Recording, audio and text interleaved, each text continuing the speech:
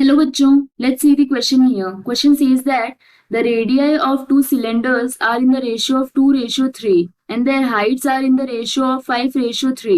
The ratio of their volumes is. We will start the solution here. और सबसे पहले इस केस में हम स्टार्ट करते हैं विद की कॉन्सेप्ट. तो इस केस के लिए की कॉन्सेप्ट हो जाएगा formula of volume of cylinder. So volume of cylinder इसका फॉर्मूला होता है पाई आर स्क्वायर एच. एंड यहाँ पे R रिप्रेजेंट कर रहा है रेडियस ऑफ सिलेंडर को और H रिप्रेजेंट कर रहा है हाइट ऑफ सिलेंडर को. इस केस के लिए जो नेक्स्ट गिवन डेटा है वो नोट डाउन करते हैं. यहाँ पे गिवन है रेडियस का ratio. So R1:R2 this is given as 2:3 and height का रेशियो भी गिवन है that is H1:H2 this is given as 5:3.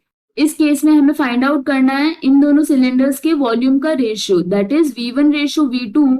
ये हो जाएगा equal to pi R1 square multiplied by H1 divided by pi R2 square multiplied by H2. तो यहाँ पे पाई से पाई कैंसिल आउट हो जाएगा. R1:R2 whole square multiplied by H1:H2. So now for ratio of volume यहाँ पे क्या करते हैं रेडियस और हाइट के रेशियो की वैल्यूज पुट करते हैं.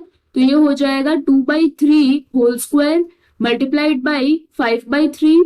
So this will be equal to 4/9 multiplied by 5/3.